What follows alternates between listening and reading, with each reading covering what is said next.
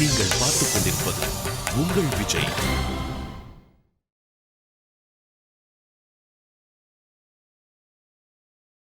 மனுஷாளுக்கோ குழந்தைகளுக்கோ பெரியவாளுக்கோ சுவாமி ஆசிரியம் கொடுத்ததுல ஆச்சரியமே இல்லை.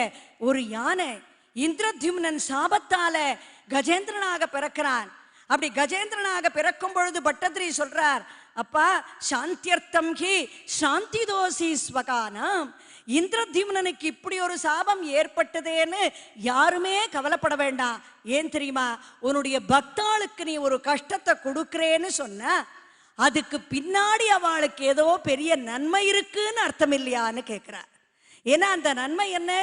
பகவத் சாரூபியத்தை தரிசனம் பண்ணக்கூடிய பாக்கியம் இந்த சாபத்தால கிடைக்க போறது கஜேந்திரனுக்கு. இந்திரத்யும்னனாக கிடைக்காத பாக்கியம் கஜேந்திரனாக கிடைக்க போறது. திரிகூட மலையில உலாவின் இருக்கிற பொழுது, அப்படி தடாகத்துல இறங்குற பொழுது உகூன்ற கந்தர்வன் சாபத்தால முதலையாக இருக்கா. அந்த சாபத்தை கொடுத்த மகரிஷி என்ன சொன்னார்? தேவல மகரிஷி, உனக்கு சாப விமோசனம் கிடைக்கணும்னா பரம பாகவதோத்தமனான கஜேந்திரன் உள்ள இறங்குவான். என்னைக்குமே பகவானுடைய திருவடியை பிடிக்கிறத விட பாகவதோத்தமாளுடைய திருவடியை பிடிக்கிறது இருக்கே, அது ஸ்ரேயஸ கொடுக்கும். அந்த உபதேசத்தை பண்ணார். நீ முதலையாக இருந்து அந்த பாகவதோத்தமனுடைய திருவடியை கெட்டியா பிடிச்சுக்கோ. அவன் எவ்வளவு போராடினாலும் விடவே கூடாது.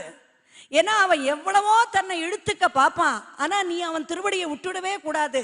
அவன் திருவடியை கெட்டியா பிடிச்சுண்டாதான் உனக்கு சாயுஜ்யம்னு சொல்லிட்டார் அவர். இறங்கினான் உள்ளுக்குள்ள கஜேந்திரன். ஜக்ராஹைனம் ஹஸ்தினம் பாததேசே. பிடிச்சாயவன் உடனே கெட்டியா திருவடி என்னைக்கு உள்ள இறங்க போறதுன்னு பார்த்துந்தான். கெட்டியா பிடிச்சுட்டான் கஜேந்திர ஆழ்வானுடைய திருவடியை. ஆயிரக்கணக்கான வருஷங்கள் கஜேந்திரன் போராடினார் தன்னை வெளியில இழுத்துக்கிறதுக்காக. கடைசியில என்னாச்சு? ஆர்த்தி வியக்த பிரார்த்தன ஞான பக்தி. பிரக்லாதஸ்ச விபீஷணஸ்ச கரிராட்டு வாத்சல்யாத்து அபயப்பிரதான சமயாத்து ஆர்த்தார்த்தி நிர்வாபணாத்து. எப்படிப்பட்ட கட்டம் அது! துக்கத்தினுடைய எல்லையில இருந்தவன் அவன் பாவம். அப்படி வலி தாங்க முடியல. ஆயிரக்கணக்கான வருஷங்கள் அப்படி போராடுறான். ஆயிரக்கணக்கான வருஷங்கள் போராடி ஆர்த்தி வியக்த பிரார்த்தன ஞான பக்தி. அந்த ஆயிரக்கணக்கான வருஷங்களுடைய முடியல துக்கத்தினுடைய எல்லையில அவனுக்கு தெரிஞ்சது என்னன்னா, நம்மளை காப்பாத்துறதுக்கு இனிமே அந்த பகவானை தவிர வேற யாராலையும் முடியாது. இந்த லோகத்துக்கு எது ஆதியோ அப்படிப்பட்ட ஆதி மூலமான எம்பெருமான் தான் நம்மளை காப்பாற்றணும்னு ஆதி மூலமேனு தான் பகவானை கூப்பிடுறதுக்கு முன்னாடி கஜேந்திரனுக்கு தோணித்து, நாம கூப்பிட்டா உடனே பகவான் ஓடி வருவார் அங்கேருந்து நம்மளை ரட்சிக்கிறதுக்கு. அப்படி பகவான் வந்துட்டார்னா நம்ம கையில ஒண்ணுமே இல்லையே. வெறும் கையோட எப்படி பகவானை வரவேற்கிறது? அந்த பகவானை வரவேற்கணுமே, எப்படி வரவேற்கிறதுன்னு யோஜனை பண்ணா. சுத்தி முத்தி பார்க்கறான். கண்ணு கட்ட தூரம் ஒண்ணுமே இல்லை. சட்டுன்னு கீழே நடுவுல பார்க்கறான் தடாகத்துல. அந்த தடாகத்துல நட்ட நடுவுல அழகா ஒரு தாமரை புஷ்பம் பூத்து குலுங்கிண்டு நிக்கிறது. அதை பார்த்த உடனே இது என்ன, இதை விட வேற என்ன வேணும்னு இந்த கஜேந்திரன் என்ன பண்ணார்? தன்னுடைய துதுக்கி அப்படி ஒரு இருந்த இடத்துல இருந்தே, பாவம் நகர முடியல, இருந்த இடத்துல இருந்தே ஒரு சொட்டினார். பட்டதிரி நாராயணியத்துல குருவாயூரப்பனுடைய கர்ப்ப கிரகத்துல இந்த காட்சியை நேர பார்க்கிறார். சுண்டோ க்ஷிப்தை புண்டரீகை சமர்ச்சல். அப்படி தன்னுடைய துதிக்கிய ஒரு சொட்டி கஜேந்திர ஆழ்வான் தாமர புஷ்பத்தை பறிக்கிற அழகு குருவாயூரப்பா என் கண்ணுக்கு தெரியறதே. அதனாலதான் குருவாயூரப்பன் இன்னைக்கும் எப்பவும் அந்த தாமர புஷ்பத்தை தன் கையில வச்சுட்டே நிற்கிறார் பகவான். அதுக்கு அது வாடுறது கிடையாது, அப்படி குவிஞ்சு போறது கிடையாது. எப்பவும் சூரியோதயமாக குருவாயூரப்பன் கையில கஜேந்திரன் கொடுத்த தாமரை புஷ்பம் நித்தியமாக ஜொலிச்சுன்னு இருக்கு. அப்படிப்பட்ட பக்தி. பறிச்சான் புஷ்பத்தை, தூக்கிண்டு நிற்கிறான், பகவான் வருவார்னு. இந்த காலத்துல தான் நம்ம நினைச்சுட்டு இருக்கோம். பெரிய விவிஐபிஸ்லாம் வந்தாள்னா அவளை ஒரு ஃப்ளவர் புக்கேவை கொடுத்து வரவேற்கணும்னு. ஆனா இதை ஆரம்பிச்சு வச்சது யாருன்னா கஜேந்திர மோட்சத்துல கஜேந்திரன். பகவானோட விவிஐபி லோகத்துல யாராவது இருக்க முடியுமா? அந்த பகவான் தேடி வரார் நம்மள. ஏன்னா வருவார், கண்டிப்பா வருவார். இந்த நம்பிக்கை இருக்கே, இந்த நம்பிக்கைக்காக தான் பகவான் ஓடி வந்தார். பாவம் இல்லைன்னா ஒரு ரெப்ரசன்டேட்டிவ் அனுப்பியிருக்கலாம் பகவான். நேரம் ஒரு ரெப்ரசன்டேட்டிவ் அனுப்பி போய் கஜேந்திரனை காப்பாத்திட்டுமான்னு சொல்லியிருக்கலாம். ஆனா பகவானே ஓடி வந்தார். எதுக்காகனா நாம வருவோன்னு தாமர புஷ்பத்தை வச்சுண்டு நிக்கிறானேன்னு. அதனால சுவாமி அப்படி ஓடி வர பொழுது அந்த வார்த்தை எல்லார் காதிலையும் விழுந்தது, நாகம் நாகம்னு சாகம்டா. ஆனா ஆதி மூலமேன்ற வார்த்தை பகவான் காதுல விழுந்தவுடனே நான் தான் ஆதி மூலம்னு, ஆதியாதி ஆதி நீ ஒரண்டமாதியாதனால் சோதியாத சோதினி அதுண்மையில் விளங்கினாய், வேதமாகி வேள்வியாகி விண்ணினோடு மண்ணுமாய் ஆதியாகி ஆயனாய மாயமென்ன மாயமே, ஆதியான வானவர்க்கும் அண்டமாய வப்புறத்து ஆதியான வானவர்க்கும் ஆதியான ஆதினி, தோடு பெற்ற தண்டுடாய லங்கலோடு சென்னிய கோடு பற்றி ஆழியந்தி அஞ்சிரை புலூர்தியாய், சர்வாத்மாஸ்துவம் பூரி காருண்ய வேகாத்துனார் பட்டதிரி. அதாவது லோகத்துல சிறந்தது மனோவேகம் வாயு வேகம், அதையும் மீறி கஜேந்திரனை ரட்சிக்கிறதுக்கு நீங்க ஒரு வேகத்துல ஓடி வரலே, அதுக்கு காருண்ய வேகம்னு பேர் வச்சார் நாராயணியத்துல. கஜேந்திரனுக்கு காப்பாத்த வர பொழுது கருடனே மெதுவா போனா மாதிரி இருந்தது. அதனால கருடனை கீழே இறங்கிண்டு கருடனை ஒரு கையில புடிச்சுண்டு ஓடி வராராம் சுவாமி.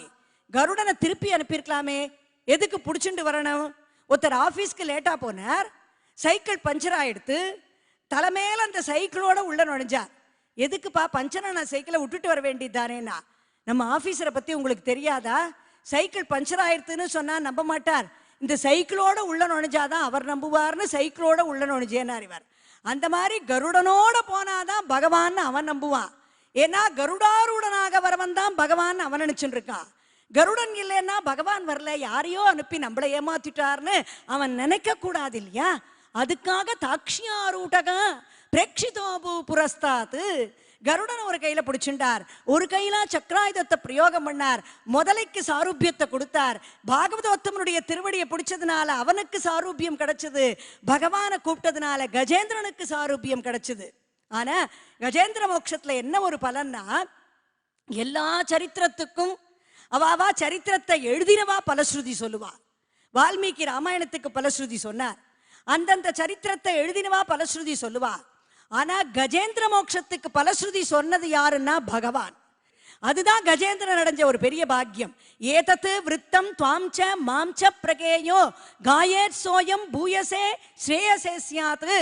கஜேந்திரனான உனக்கு மோட்சம் கொடுத்த இந்த சரித்திரத்துல யார் உன்னையும் என்னையும் சேர்த்து பாடுறாளோ, துவாம்ச மாம்ச பிரகேயோ, உன்னையும் என்னையும் சேர்த்து பாடுறவாளுக்கு, பிராத்த காலத்துல இந்த சரித்திரத்தை தியானம் பண்றவாளுக்கு பூயசே ஸ்ரேயசே ஸ்யாத், ஸ்ரேயஸ கொடுப்பேன்னார். சுவாமி தேசிகம் சொன்னார், அப்பா கஜேந்திரனை காப்பாத்துறதுக்கு 4 கையோட வந்துட்டேன், ஆனா அவனை பிடிச்சு இழுத்தது ஒரு முதல, ஆனா எங்களை சம்சாரமாகிய சாகரத்துல 4 பக்கமும் விஷயங்களாகிய பல முதிரைகள் எங்களை பிடிச்சு பிடிச்சு இழுத்துன்னு இருக்கு.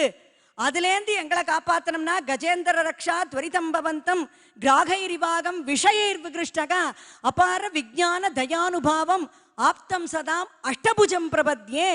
8 கையோட வந்தாதான் எங்களை காப்பாற்ற முடியும்னார் சுவாமி தேசிகன். அப்படி ஒரு கையில சக்கராயுதத்தை பிரயோகம் பண்ணார், ஒரு கையில தாமர புஷ்பத்தை வாங்கிண்டார், ஒரு கையில கருடன், இன்னொரு கையால பக்தாளுக்கு அனுகிரகம் பண்ணக்கூடிய ஒரு கை. ஆனா எல்லாரும் இந்த மாதிரி சொன்னா பக்தாளுக்கு அனுகிரகம் பண்ணார்னு. ஆனா பட்டத்ரி என்ன அழகா சொன்னார்னா, 4வது கையால பகவான் என்ன பண்ணார்னா சட்டுன்னு திரும்பினார் கஜேந்திரன் பக்கம். திரும்பினவர் தேன சார்த்தம் கதஸ்துவம், 4வது கை வெறுமை இருக்கேன்னு யோஜனை பண்ணார் பகவான்.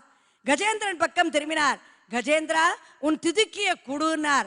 4வது கையால கஜேந்திரனுடைய துதிக்கிய பிடிச்சார், தேன சார்த்தம் கதஸ்துவம், அப்படியே பிடிச்சார். கூட என் கூட வாடானார், வைகுண்டத்துக்கு அழிச்சின்னு போயிட்டார். பகவானுடைய கையை பிடிச்சுட்டே வைகுண்டத்தை அடையக்கூடிய ஒரு பாக்கியம் யாருக்கு கிடைச்சதுன்னா ஆர்த்தார்த்தி நிர்வாபணாத்து, கஜேந்திரனுக்கு கிடைச்ச ஒரு பெரிய பாக்கியம் அது. நீங்கள் பார்த்துக் கொண்டிருப்பது உங்கள் விஜய்.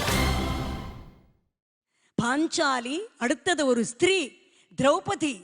அப்படி தன்னுடைய வஸ்திரம் பறிக்கப்பட்ட பொழுது அந்த வஸ்திரத்தை எப்படியாவது காப்பாத்திக்கணும்னு தன் 2 கையால பிடிக்கிறா. ஆனா கடைசியில என்ன பண்ணா, அந்த வஸ்திரமும் நம்முடையது இல்லைன்னு திறந்தா, 2 கையும் கூப்பினா. द्वारकावासा हे गोपालक हे कृपाजलनिते हे सिंधु कन्यापते हे कंसांतक हे गजेंद्र करुणा पारीण हे माधवा உன்னை விட இந்த லோகத்துல எனக்கு யாருப்பா சரணாகதி என்னை யார் இந்த சமயத்துல ரட்சிப்பான்னு துவாரகாவாசா ரக்ஷமாம் சரணாகதான்னு கதற பொழுது இருந்த இடத்துலேருந்து சுவாமி வஸ்திரத்தை சுரந்து திரௌபதிக்கு எப்படி அந்த வஸ்திரம் வந்ததுன்னா மாலை மாதிரி வந்துட்டே இருந்தது. ஆனா இத்தனை பேரை ஓடி வந்து காப்பாத்தினாரே, திரௌபதியை காப்பாத்த பகவான் ஓடி வரல, இருந்த இடத்துல இருந்து புடவைய சுரந்தார். ஏன் ஓடி வரலன்னா பஞ்சபாண்டவாள் மேல அவ்வளவு கோபம் பகவானுக்கு. நேர அந்த சபைக்கு வந்திருந்தார்னா முதல்ல சுவாமி யார வதம் பண்ணிருப்பார்னா தர்மபுத்திரரை தான் வதம் பண்ணிருப்பார். அவ்வளவு கோபம், அதனால தான் நேர வரல. ஆனா அவள் அழிச்சிருக்கலாமே, அவ பண்ணின இப்படி ஒரு கஷ்டத்தை கொடுத்ததுக்குன்னு எல்லாருக்கும் தோணும். இருந்தாலும் பாண்டவர்களை நிரசிக்க பிராப்தமாயிருந்தும் வைத்தது திரௌபதியின் மங்கள சூத்திரத்திற்காக. அடிச்சிருக்கலாம், அதனால கஷ்டம் யாரு? திருப்பி திரௌபதிக்கு தானே. அதனால ஓடி வரல பகவான், இருந்த இடத்துலேருந்து புடவைய சுரந்து அதோட நிறுத்தினாரா? திரௌபதிய அந்த துர்வாசருடைய கோபத்திலேருந்து காப்பாத்துறதுக்காக எங்கேயோ பாத்திரத்துல ஒட்டின் இருந்த ஒரு கீரை எடுத்து தன் வாயில போட்டுண்டு அதனால துர்வாசர் வயிறு ரொம்பி அவன் கோபம் தணிஞ்சு திரும்பி போனார்னா எந்த மாதிரி சமயங்கள்லாம் திரௌபதிக்கு பக்கபலமாக இருந்து பகவான் ரட்சிச்சிருக்கார். ஔதாரியாத்து, உதாரமான குணம். அந்த வஸ்திரத்தை சுரந்ததுல ஒரு பகவானுடைய ஒரு ஔதாரியம் இருக்கே, அந்த ஔதாரியத்தை அடைஞ்சவள் யாருன்னா திரௌபதி. அடுத்தது யாருன்னா அழகான ஸ்திரீ அகலிகை. ராமாவதாரத்துல ராமனுடைய திருவடி சம்பந்தம் கிடைச்சு ஒரு சாப விமோசனத்தை அடைஞ்சவள். அகசோஷனாத்து ஒரு புண்ணியத்தை அடைஞ்சவள்னா சாப விமோச்சனம், ஒரு புரோக்ஷணம் பண்ணக்கூடிய அளவுக்கு ஒரு பெரிய புண்ணியத்தை அகசோஷனாத்துன்னு அகலிகை அடைஞ்சா. அப்படி ராமன் சீதையை கல்யாணம் பண்ணிக்கிறதுக்கு போறார், பூஞ்சோலையில நுழைகிறார். அவருக்கு தெரியும் இங்க அகலிகை கல்லா காத்துன்னு இருக்கான்னு. அதனால விஸ்வாமித்திரர் கேட்கிறார், இங்க ஏதாவது சரித்திரம் இருக்குமான்னு ராமனே ஞாபகப்படுத்துறார் அவருக்கு. அவரும் கல்யாம் குர்வன்னு அகல்யாம் பதி பதரஜசா பிராபிய வைதேக கேகம். பதரஜஸ் ராமனுடைய பாத தூடிப்பட்டு அகலிகை பெண்ணாக மாற மைவண்ணத்து அரக்கி போரில் மழை வண்ணத்து அண்ணலே உன் கைவண்ணம் அங்கு கண்டேன் கால் வண்ணம் இங்கு கண்டேன். அழகா அகலிகை பெண்ணாக எழுந்து நின்றா. ராமனுடைய திருவடி பாத தூசிப்பட்டது. அதனாலதான் ராமாயணத்துல குகன் ராமன் தன் படகுல ஏற பொழுது, ராமா கல்லாயிருந்த அகலிகை மேல உன் பாதம் பட்டு அவ பெண்ணா மாறிட்டா, இது மரக்கட்ட, உன் பாத தூசிப்பட்டு இது பெண்ணா மாறித்துனா என்ன பண்றதுன்னு சூபத்து சிலாபையி நாரி சுகாயி பாகன்னு தேன காட்டு கட்டினாயினார் துளசிதாசர். அதனால உன் பாதத்தை நான் நன்னா அலம்பி விடுறேன், அப்புறமா ஏறுன்னு பாதத்தை அலம்பி விட்டு அந்த ஸ்ரீபாத தீர்த்தத்தை அகலிகையை நினைச்சுண்டு குகன் தலையில தெளிச்சுண்டா. அகலியனுடைய பாக்கியத்தை குகன் நினைச்சான், சீத்தை நினைச்சா. அசோகவனத்துல ஆஞ்சநேயா ஏகாந்தத்துல இருக்கிற பொழுது ராமனுடைய திருவடிய என் சிரசு தொட்டுட போறதேன்னு பயப்படுவேன், நமஸ்காரம் பண்ணச்சே. ஏன் தெரியுமா? சிரசுல இருக்கிற சூடாமணியில நிறைய கல் இருக்கு. அந்த கல்லு மேல ராமன் பாதம் பட்டு அத்தனை கல்லும் பெண்ணா எழுந்து நின்றுத்துனா என் கதி என்னாருதுன்னு யோஜனை பண்ணுவேன். அதனால ஆஞ்சநேயா இன்னைக்கு உன் கையில கொடுக்கிற சூடாமணிய நீ நேர கொண்டு போய் ஞாபகமா ராமன் கையில கொடுத்துரு. ராமனுடைய திருவடியை நமஸ்காரம் பண்றேன்னு பாதத்துல வச்சு நமஸ்காரம் பண்ணிடாத, ஏன்னா அது நிறைய பொண்ணா எழுந்து நின்றுரும். அதனால ஞாபகமா ராமன் கையில கொடு, ராமன் காலில் வச்சுடாதே, திருவடியில வச்சுடாதே, ஏன்னா அகலிகை கதை எனக்கு நன்னா தெரியும்னு அகசோஷனாத்து. அப்படிப்பட்ட ஒரு பெரிய பாக்கியத்தை ராமாயணத்துல அடைஞ்சவள் யாருன்னா அகலிகை. எல்லா பக்தர்களுக்கும் முத்தாய்ப்பு வச்சா மாதிரி துருவன், துருவனுடைய ஒரு பாகவதோத்தமன் இருக்கேன்.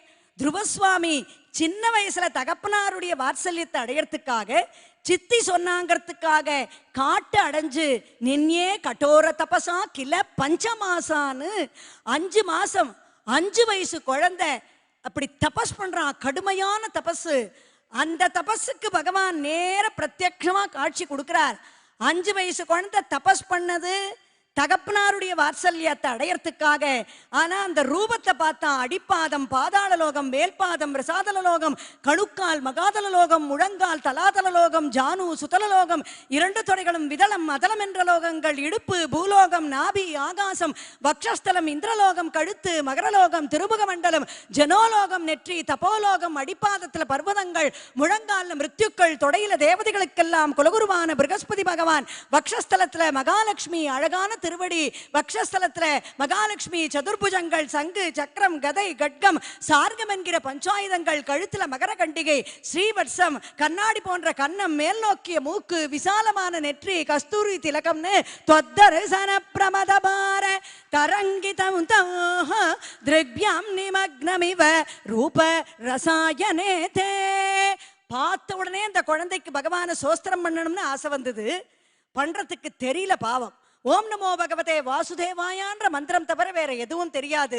பகவான் தன் சங்கத்தால் அந்த குழந்தையினுடைய கன்னத்தை தடவி கொடுத்தார். கற்பூரம் நாருமோ கமலப்பூ நாருமோ திருப்பவழ செவ்வாய் தான் தித்தித்திருக்குமோ மறுப்பொசித்த மாதவன் தன் வாய்ச்சுவையும் நாற்றமும் விருப்புற்று கேட்கின்றேன் சொல்லாழிவன் சங்கே நாளே.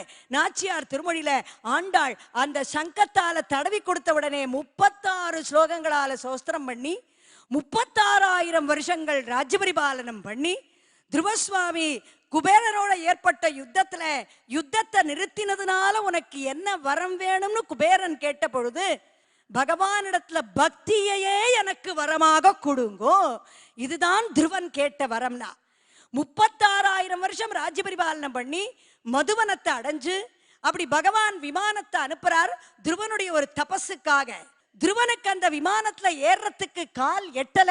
அப்ப நமர் தமர் தலைகள் மீதேன்னு ஒருத்தர் குறுக்க வந்து நிக்கிறார். நீங்க என் சிரசு மேல காலை வச்சுண்டு விமானத்துல ஏறிக்கோங்கன்னார். அவர் வேற யாரும் இல்லை, யமதர்மராஜன். யமதர்மராஜன் வந்து தலையை குனிஞ்சுன்னு நிக்கிறாராம். துருவா, உனக்கு கால் எட்டலைன்னா என் தலைமையில வச்சு விமானத்துல ஏறினார். ஏறிண்டார் துருவன். விமானம் போடுற பொழுது துருவசுவாமிக்கு கலக்கம். என்ன கலக்கம்னு கேட்டா விஷ்ணு தூதாள், ஒண்ணுமில்ல, எங்க அம்மா பாவம் அப்பாவோட ஆதரவு கூட இல்லாம என்ன வளர்த்தா. ஆனா நான் மோட்சத்துக்கு வரணுங்கிற பொழுது எங்க அம்மாவை விட்டுட்டு வந்துட்டேனே, எங்க அம்மாவை அழைச்சிட்டு வரலையே.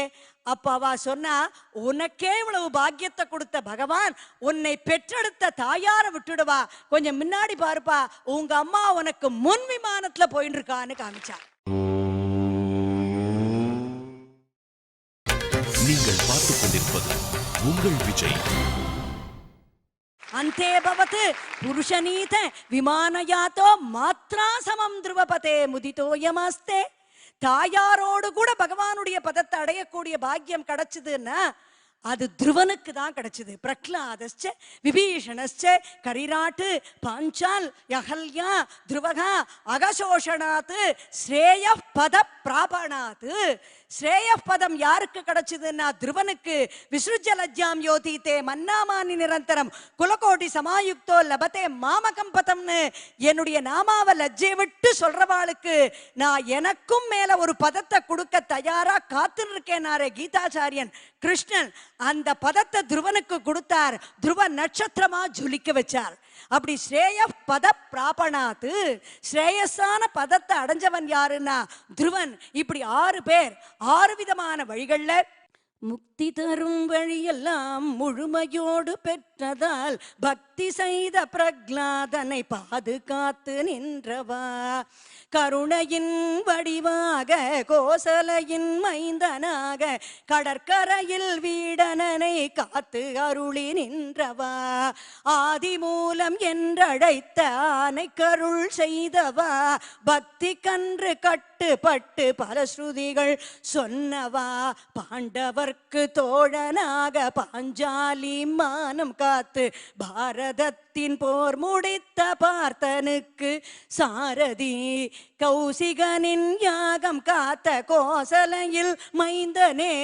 அகலிகையின் சாபம் தீர்த்த ஆனந்த ராமனே. பால்வடியும் வயதிலே பக்தியோடு அழைத்ததால் பாலனந்த துருவனையே பாய்ந்து ஓடி காத்தவா. பாலனந்த துருவனையே பாய்ந்து ஓடி காத்தவா. லோகத்துல உய்வடையும் வழிகள் 6. அந்த 6 வழிகளை பின்பற்று உய்வடைந்தவர்கள் 6. அறுவர் பெற்ற பேராக நாம் இன்று சிரவணம் செய்தோம். பகவானுடைய கருணைங்கிறது உங்க சிரவணம் பண்ணிட்டு இருக்கக்கூடிய ஒத்தொரு ஹிருதயத்திலையும் ஆறாக பெருக்கெடுத்து ஓட வேண்டும் என்று குருவாயூரப்பனுடைய திருவடிவாரங்கள்ல பாதார விந்தர்கள்ல சமர்ப்பணம் பண்ணி பூர்த்தி பண்றேன்.